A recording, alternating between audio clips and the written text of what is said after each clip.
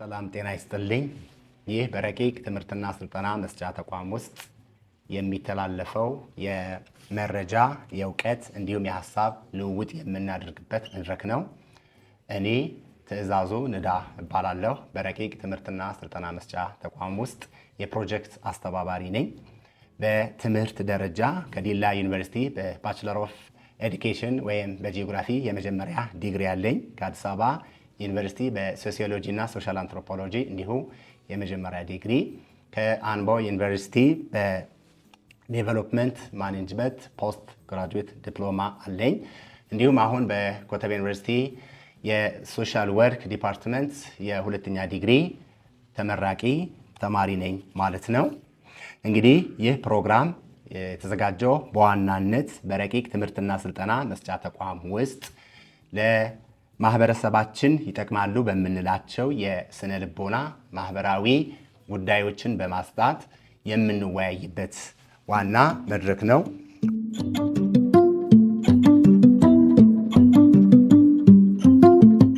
ዋና ዓላማውም ተቋማችን እንደሚታወቀው የሚሰራው የባህሪና የእድገት እክል የገጠማቸው ልጆችን በተለይም የኦቲስቲክ እክል የገጠማቸው ልጆች የሚሰለጥኑበት ተቋም ነው። እዚህ ተቋም ውስጥ ወላጆች፣ አሳዳጊዎች እንዲሁም ሌሎች የማህበረሰብ ክፍሎች ከልጆቹ እክል ጋር በተያያዘ ብዙ ጊዜ የማህበረሰብ አቀፍ በተለይም የስነ ልቦና ጫና፣ የማህበራዊ ቀውስ እና ሌሎች ጉዳዮች በብዛት ይስተዋላሉ። እነዚህን ጉዳዮች እንዴት አድርገን ማህበረሰባችንን መረጃ በመስጠት ሐሳብ በመለዋወጥ ዕውቀት በመለዋወጥ እንዴት ህይወታችንን ማስተካከል እንችላለን? ልጆቻችንንስ እንዴት በተረጋጋ መንፈስ ማሳደግ እንችላለን?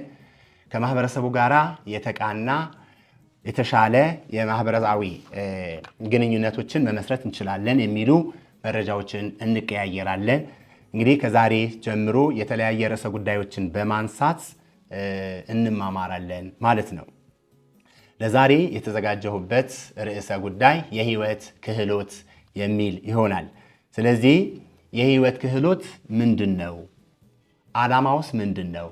የሚሉ መሰረታዊ ጉዳዮችን እናነሳለን። የህይወት ክህሎት ማለት እንግዲህ ዕውቀትን፣ አመለካከትን፣ ሙያን በተለይም ሶስቱን የህይወት ዘርፎችን በማመዛዘን ለማስኬድ የተነደፈ የባህሪ ለውጥና የባህሪ እድገት የምናመጣበት ዘዴ ማለት ነው። እንግዲህ ዕውቀትን፣ አመለካከትን፣ ሙያን ሶስቱን አመዛዝነን በማስኬድ የባህሪ ለውጥ፣ የባህሪ እድገት የምናመጣበት ዘዴ ማለት ነው። ይህ ምን ማለት ነው? ሁሉም ሰው ዕውቀት አለው። ሁሉም ሰው የራሱ የሆነ አመለካከት አለው። ሁሉም ሰው ሙያ አለው። እነዚህን ነገሮች እንዴት ነው አቀናጅተን ህይወታችንን በተሻለና በተሳካ ሁኔታ መምራት የምንችለው? እንዴት ነው ይህንን ዕውቀት፣ ይህንን ሙያ፣ ይህንን አመለካከታችንን በማስተካከል ልጆቻችንን እንዴት በተሻለ ሁኔታ ማሳደግ እንችላለን? እንዴት ነው በህይወታችን ውስጥ የሚገጥሙን ችግሮች፣ ፈተናዎች እንዴት ተወጥተን የተሻለ የህይወት መስመር ውስጥ እንገባለን የሚል ዋና መሰረታዊ የሆነ ሐሳብ የያዘ ርዕሰ ጉዳይ ነው። እንግዲህ እንደ የተባበሩት መንግስታት የህፃናት አድን ድርጅት እንዳስቀመጠው ማለት ነው የባህሪ ለውጥና የባህሪ እድገት የምናመጣበት ዋናው መሰረታዊ ጉዳይ የሰው ልጆች በህይወት እንቅስቃሴ ውስጥ በዕለት ተዕለት ኑሮ ውስጥ በሚያደርጓቸው እንቅስቃሴዎች የሚገጥማቸውን ፈተናዎች ለመወጣት የሚጠቀሙበት ስልት ነው ወይም ክህሎት ነው ብሎ ያስቀምጠዋል። በተለይ የህይወት ክህሎት የሚባለው በዋናነት ይሄ ነጥብ ሲዘጋጅ የሚያገለግለው ተብሎ የተቀመጠው በለጋ ዕድሜ ላይ ያሉ ሰዎች በገሃዱ ዓለም ውስጥ በህይወት አጋጣሚዎች ሲፈተኑ የአእምሮ ደህንነት ብቃት እንዲላበሱ እንዲረዳቸው ችሎታ እንዲያመጡ ወይም ችሎታቸውን ለማዳበር እንዲጠቀሙበት ተብሎ የተዘጋጀ ክህሎት ነው ማለት ነው። ሆኖም ግን በለጋ ዕድሜ ላይ ብቻ ሳይሆን ሌሎቹንም ማህበረሰባችን ወይም ማህበረሰብ ክፍሎችንም የሚጠቀሙበት ወይም የሚገለገሉበት የክህሎት አይነት ነው። ስለዚህ የህይወት ክህሎት በተብራራ ሁኔታ ሲያስቀምጠው ምን ይላል?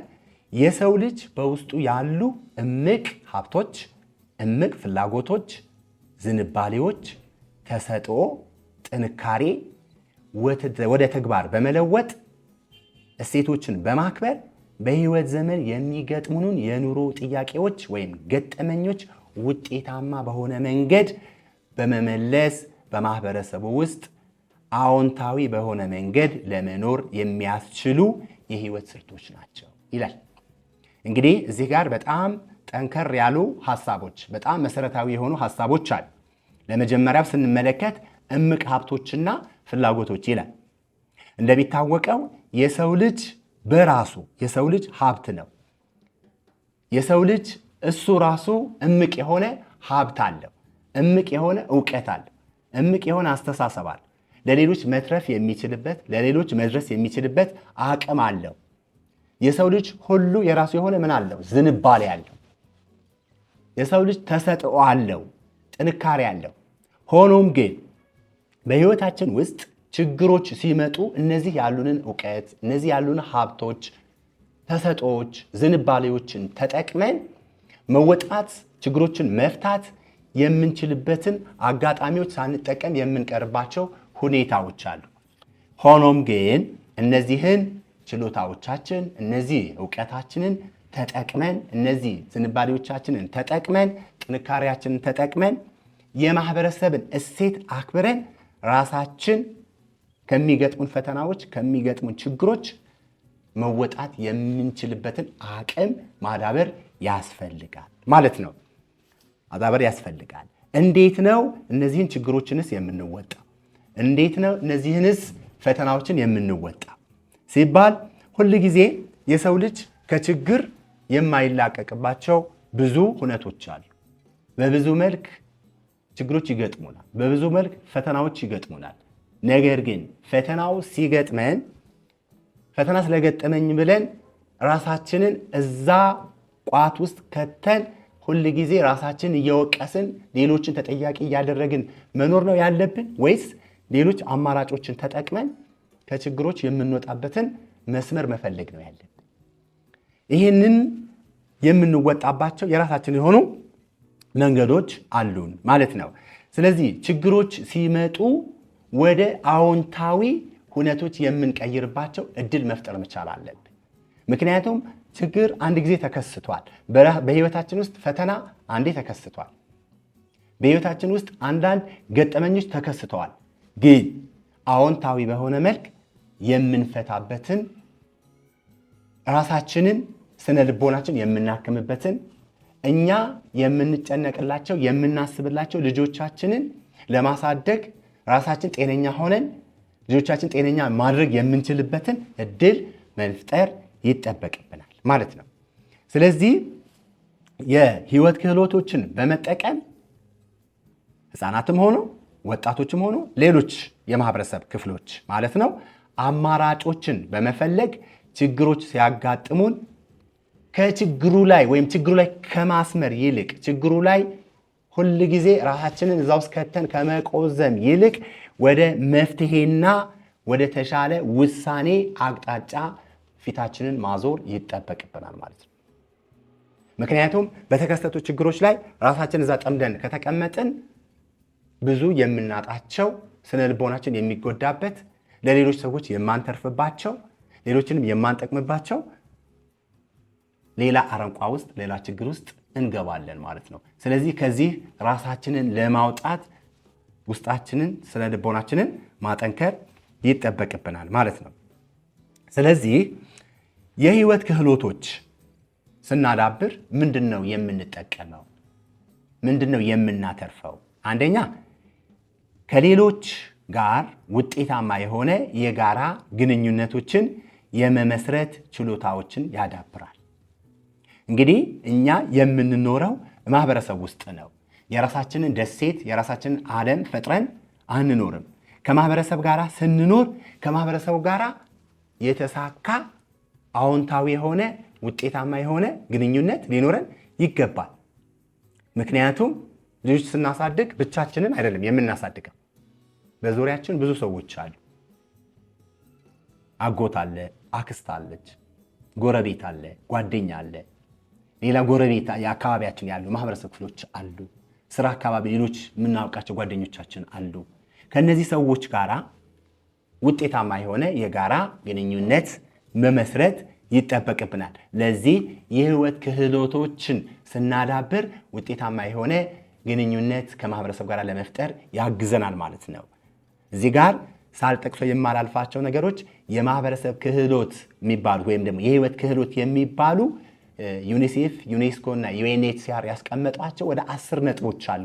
እያንዳንዳቸው ቀጣይ በሚኖሩን ፕሮግራሞች ላይ አንድ በአንድ እየጠቀስን እናወራለን። በእያንዳንዱ ርዕሰ ጉዳይ ውስጥ ራሳችንን ከማህበረሰብ ጋር እንዴት ነው የምንኖረው፣ ራሳችንን እንዴት ነው ከማህበረሰብ ጋር አስተሳስረን ጥሩ ውጤታማ የሆነ ግንኙነት የሚኖርን፣ እንዴት ነው ለውሳኔ ሳንቸገር በእያንዳንዱ በሚገጥሙ ጉዳዮች ላይ ትክክለኛና አዎንታዊ የሆነ ውሳኔዎችን እንዴት ነው የምንወስነው የሚሉ እና መሰል ጉዳዮች በጣም በርከት ያሉ ሰፋ ያሉ ርዕሰ ጉዳዮችን አንስተን እንጠቅሳቸውና እናወራባቸዋለን። ስለዚህ እንዴት ነው የጋራ ግንኙነትን ውጤታማ የሆነ ግንኙነትን መመስረት እንችላለን ለሚል አንዱ ዓላማችን ነው ማለት ነው። ሌላው የህይወት ክህሎቶች በውጤታማ ሁኔታ እንድንግባባ ያድርጉናል። እንግዲህ የህይወት ክህሎቶች ቅድም ለመጥቀስ እንደሞከርኩት እነዛ 10 ነጥቦችን ወደፊት የምናያቸው እነሱን እያንዳንዱን ስንመለከት በደንብ ነገሮችን እየተረዳን የምንሄድባቸው አማራጮች ስላሉን ማለት ነው ውጤታማ በሆነ ሁኔታ እንድንግባባ ያደርጉናል። እንግዲህ የሰው ልጅ ትልቁ ህይወቱ የተቃና እንዲሆን የተስተካከለ እንዲሆን ከሚረዱት መሰረታዊ ጉዳዮች መካከል አንዱ መግባባት ነው ወይም በተለምዶ ወይም በእንግሊዝኛ ቋንቋ ኮሚኒኬሽን የሚባለው። መግባባት የሚለው በጣም ሰፊና ጥልቅ የሆነ ሐሳብ፣ በጣም ሰፊና ጥልቅ የሆነ ርዕሰ ጉዳይ።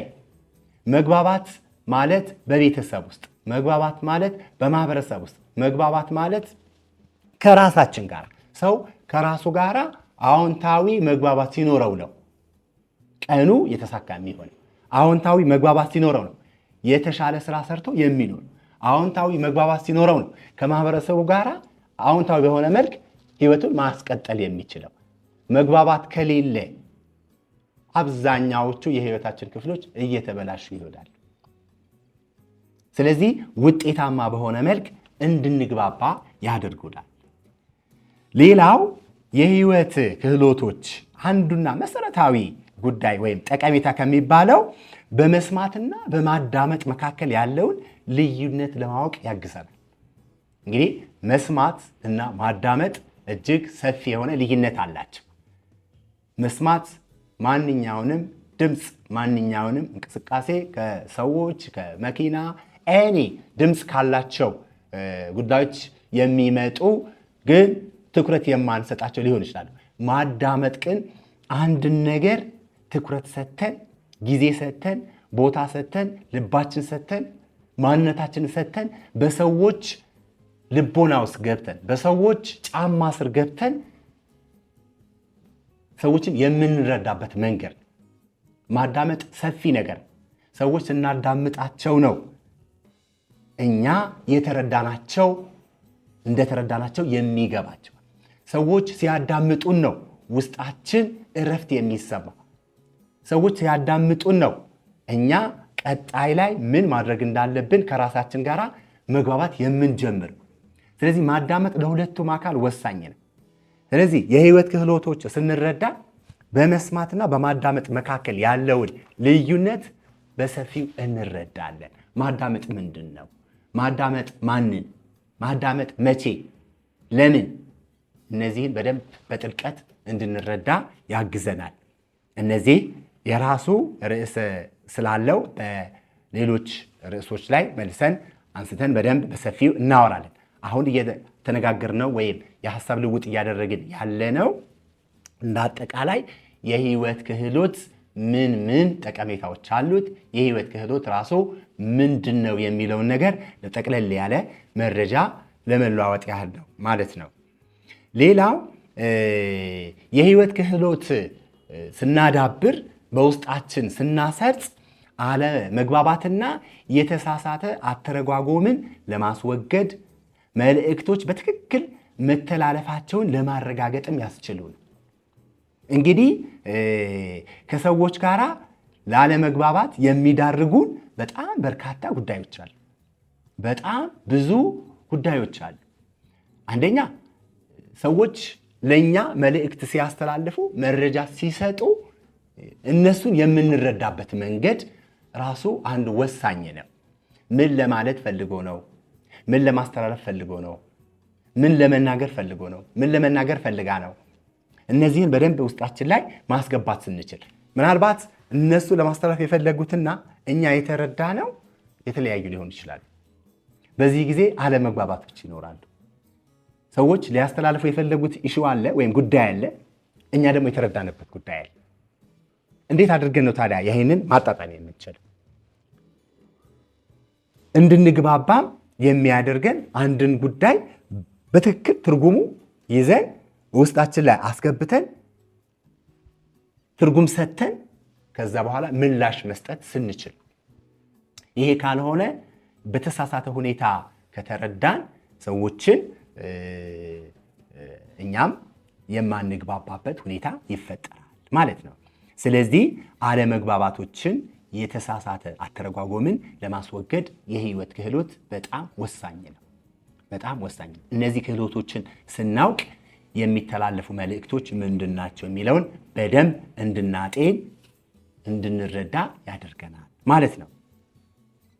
ስለዚህ እዚህ ጋር ከዚህ ርዕሰ ጉዳይ ጋር ጎን ለጎን አንድ ሁለት ነጥቦችን ማንሳት ፈልጋለሁ። አለመግባባት የምናስወግደውስ እንዴት ነው? አንደኛው መልእክቶችን በትክክል መተላለፋቸውን ስናረጋግጥ፣ መልእክቶች በትክክል መተላለፋቸውን ስናረጋግጥ ነው። እንግዲህ ሰዎች ትምህርት ነክ ነገር ይሆናል፣ መረጃ ሊሆን ይችላል፣ ሌሎች ሀሳቦች ሊሆኑ ይችላሉ። ለኛ ወይም ሌላ አካል ሲያስተላልፉ ምን ለማለት ፈልገው ነው? መረጃዎቹ በትክክል ተላልፈዋል ወይ? መልእክቱ ምንድን ነው? ምን ለማድረስ ተፈልጎ ነው? እነዚህን በደንብ መረዳት ያስፈልገናል። ስለዚህ መልእክቶች በትክክል መተላለፋቸውን ስናረጋግጥ አለመግባባትን እንቀንሳለን ማለት ነው። ስለዚህ አለመግባባታችን ምክንያት ምንድን ነው ማለት ነው? የሚተላለፉ መልእክቶች የተረዳንበት መንገድ ነው። ወይም መረጃውን የሚያስተላልፉ አካላት፣ መረጃ የሚሰጡ ሰዎች በትክክል ማስተላለፍ የሚገባቸውን ጉዳይ በትክክል ማስተላለፍ ሳይችሉ ሲቀር ወይም ማስረዳት ሳይችሉ ሲቀር እኛና እነሱና እኛ እንዳንግባባ ያደርጉናል ማለት ነው። ስለዚህ መልእክቶች በትክክል መተላለፍ መቻል አለባቸው። ሌላው ይህንን ደግሞ ተግባራዊ ለማድረግ መጠቀም ከሚገባን መሰረታዊ ጉዳይ ብዙ ከመናገር ብዙ ማዳመጥ ስንለማመድ፣ ብዙ ከመናገር ብዙ ማዳመጥ ስንለማመድ። እኛ ብዙ ጊዜ እንደ ማህበረሰብም ከምንተችበት ጉዳይ ትንሽ ነጥብ ይዘን፣ ትንሽ ጉዳይ ይዘን፣ ትንሽ ሀሳብ ይዘን ብዙ እናወራለን። ይሄንን ማስተካከል መቻል አለብን። ሰዎች መልእክቶቻቸውን ሲያስተላልፉ፣ እውቀት ሲያስጨብጡን፣ መረጃ ሲሰጡን፣ ሀሳብ ሲሰጡን በደንብ ጆሮአችንን ሰጥተን ቅድም ከላይ በጠቀስኩት መስማትና ማዳመጥ የሚሉ ሁለት ርዕሰ ጉዳዮች እንደጠቀስኩት ማዳመጡን በደንብ ተግባራዊ ማድረግ አለብን። ብዙ ስንናገር ብዙ እንሳሳታለን። ምክንያቱም ትንሽ ነጥብ ይዘን እሷን ነገር ብዙ ለማብራራት ወይም በደንብ ባልገባንና ባልተረዳነው ነገር ሀሳብ ለመስጠት ስንሞክር የምንሳሳትበት መንገድ የምንሰጥበት ሁኔታዎች ይፈጠራሉ። ስለዚህ ማድረግ የሚገባን ምንድን ነው?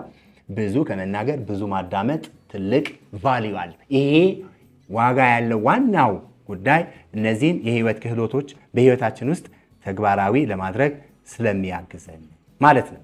ሌላው እንግዲህ የህይወት ክህሎቶችን ስናዳብር ከሚጠቅሙን መሰረታዊ ጉዳዮች አንዱ የሚጠቅመንና የሚጎዳንን እንለያለን ይላል። እንግዲህ ታዲያ የሰው ልጅ የሚጎዳውንና የሚጠቅመውን አያውቅም ወይ ተብሎ ጥያቄ ሊነሳ ይችላል። ይሄ አንጻራዊ ነው። ሁሉም ሰው በትክክል ነገሮችን ምክንያትንና ውጤትን መነሻ አድርጎ ይረዳቸዋል ወይ እንረዳቸዋለን ወይ? ይሄ ሁላችንም ራሳችንን ልንጠይቅ የሚገቡን ጉዳዮች ናቸው። ምክንያቱም በእያንዳንዱ ጉዳይ ላይ ስህተቶች የሚፈጠሩት ከሌሎች ጋር አለመግባባቶች የሚፈጠሩት የጉዳዩ መጨረሻ ወይም ውጤቱ ምን ይሆናል ብለን ቀድመን ፕሪካስት ማድረግ ስለማንችል ነው። ወይም አስቀድመን መገመት መተንበይ ስለማንችል ነው። እንደዛ ቢሆን ሰዎችን አናስቀይምም፣ ሰዎችን ስነ ልቦናቸውን አንጎዳም፣ የሰዎችን ማንነት አንነካ፣ የሰዎችን ድንበር አናልፍም። ይህንን ብዙ ጊዜ ታሳቢ ስለማናደርግ ሌሎች ሰዎችን የምንጎዳበት ሁኔታ አለ።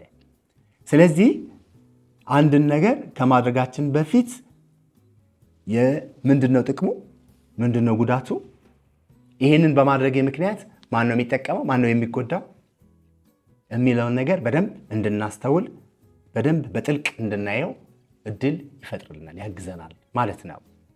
ሌላው የህይወት ክህሎቶች ስናስብ መነሻችንና መድረሻችንንም እንድናውቅ ይረዳናል።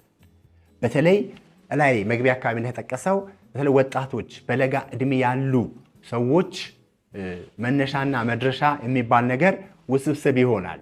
ምክንያቱም ያ ጊዜ በስሜታዊነት ብዙ ተግባራቶችን የምንፈጽምበት ነው። እንደ አዋቂም ስንሆን ወይም ደግሞ ማቹርድ የሆነ ሰውም ራሱ ሲሆን ማለት ነው በህይወት ውስጥ በሚገጥሙት ፈተናዎች ራሱን ጠብቆ ልጆቹን በሰላማዊ በሆነ መልክ በተረጋጋ ስነ ልቦና ለማሳደግ ከሚያግዙት አንዱ የህይወት ክህሎት መርህ ውስጥ ይሄ ነው ማለት ነው።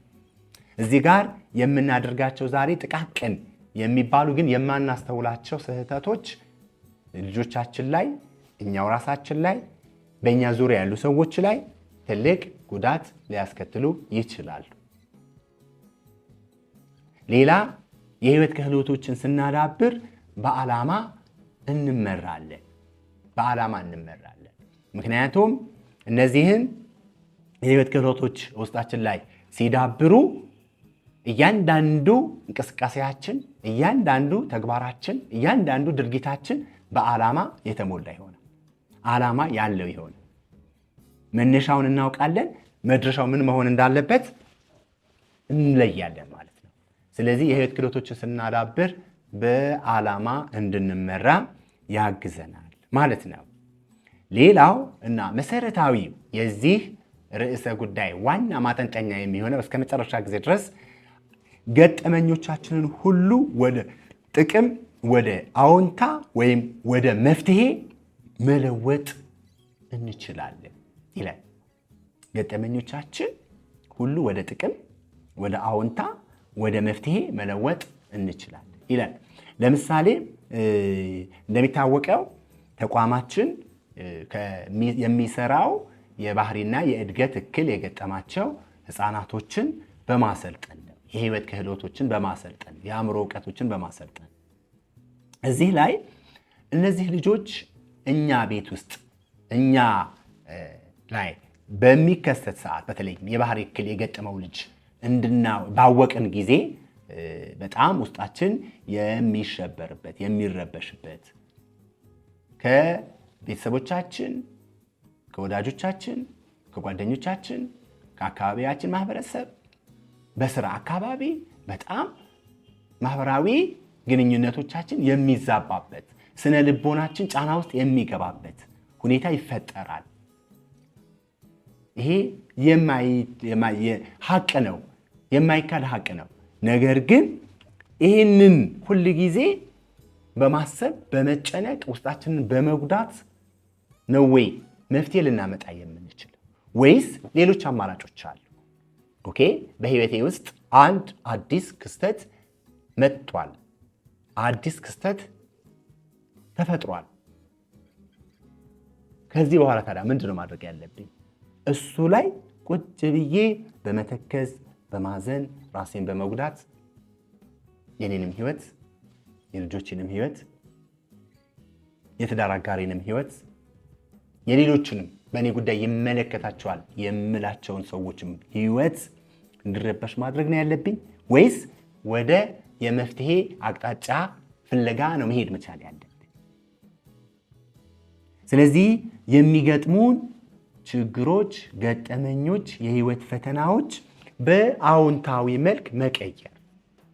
በአዎንታዊ መልክ መቀየር ማለት እንደሚታወቀው የእድገትና የባህሪ እክል የገጠማቸው ልጆች በተለይም የኦቲስቲክ እክል የገጠማቸው ልጆች ጎግል አድርገን እንኳ ብንመለከት ሰርች ብናደርግ ብንፈልግ የሚነግሩን እጅግ በርካታ ጥቅም ወይም ደግሞ በጣም በርካታ የሆነ በማህበረሰብ ውስጥ ጥቅም ያላቸው ለማህበረሰብ ህይወት መቀየር መለወጥ ትልቅ ቦታ ያላቸው ተግባራቶችን የከወኑ ሰዎች ናቸው። በዓለማችን ላይ እጅግ ተጽዕኖ የፈጠሩ ሰዎች የኦቲስቲክ እክል ባህሪ የገጠማቸው ሰዎች ናቸው። የቅርቦቹን እንኳን በህይወት ያሉ የምናውቃቸውን ብናይ ለምሳሌ እነ ዙከንበርግ የፌስቡክ መስራችን ብንመለከት፣ እነ ኤለን መስክን ብንመለከት፣ እነ ቢል ጌትን ብንመለከት በዓለማችን ላይ ትልቅ ተጽዕኖ የፈጠሩ ሰዎች ናቸው። ሌሎች እጅግ በርካታ ሰዎች አሉ። እነዚህ ሰዎች ምናልባት እድሉ ስለተመቻቸላቸው ሁኔታዎች ስለተመቻቸላቸው የተሻለ ደረጃ የሚደርሱበት አጋጣሚ ተፈጥሯል ብለን ልናስብ እንችላለን። እኛም ጋር የልጆቻችንን ባህሪ ምን ማድረግ እንዳለብን ምን ማድረግ እንደሌለብን በምን መልክ መደገፍ እንዳለብን ካወቅንና ከተረዳን ጊዜያችንን፣ ገንዘባችንን፣ ዕውቀታችንን፣ ህይወታችንን እነሱ ላይ ኢንቨስት ካደረግን በእርግጥም የተሻለ ደረጃ የሚደርሱበት ሁኔታ መፍጠር እንችላለን። ይሄ ብቻ አይደለም፣ ሌሎች በህይወታችን ውስጥ የሚፈጠሩ ገጠመኞችና ችግሮችም በተመሳሳይ ሁኔታ በአዎንታዊ መልክ ቀይረን ወደ መፍትሄ መሄዱ የተሻለ አማራጭ ነው ማለት ነው። ይሄ ካልሆነ ራሳችንን የምንጎዳበት ሌሎችም የማንጠቅምበት ሁኔታ ይኖራል ማለት ነው። ስለዚህ ለዛሬው እነዚህን ነጥቦችን አይተናል። ለቀጣይ በተከታታይነት ከዚህ ጋር ተያያዥነት ያላቸው ርዕሰ ጉዳዮችን በማንሳት ሐሳብ እንለዋወጣለን ማለት ነው። ስለዚህ እንዳጠቃላይ አሁን ያየነው የህይወት ክህሎት የሚባለው ምንድነው? የህይወት ክህሎት ጠቀሜታውስ ምንድነው? በህይወታችን ውስጥ የሚገጥሙን ፈተናዎችን እንዴት አድርገን መወጣት እንችላለን? እንዴት ህይወታችን በአዎንታዊ መልክ ቀይረን በሚመጡ ችግሮች ላይ ሳንረበሽ ስነ ልቦናችንን አክመን በማህበረሰባችን ውስጥ አዎንታዊ የሆነ ግንኙነት ፈጥረን ለልጆቻችንም ለራሳችንም ለሌሎችም የምንተርፍ ወላጆች፣ አሳዳጊዎች፣ ተንከባካቢዎች ሆነን እንቀጥላለን የሚል ዋና መሰረታዊ ነጥብ የያዘ ርዕሰ ጉዳይ ነው ማለት ነው። እሺ በመጨረሻም የእድገትና የባህሪ እክል ገጠመ ማለት የአዲስ ህይወት መጀመሪያ እንጂ የህይወት ማብቂያ አይደለም። ስለዚህ ውድ አድማጮቻችንና ተመልካቾቻችን ቀጣይ የሌሎች ርዕሰ ጉዳዮችን በማንሳት አዳዲስ ሐሳቦችን መረጃ በመቀያየር የስነ ልቦና ስብራቶችን በማከም እንዲሁም ማህበራዊ ግንኙነታችንን በማስተካከል የምንቀጥል ይሆናል። እግዚአብሔር ይስጥልኝ። አመሰግናለሁ። መልካም ጊዜ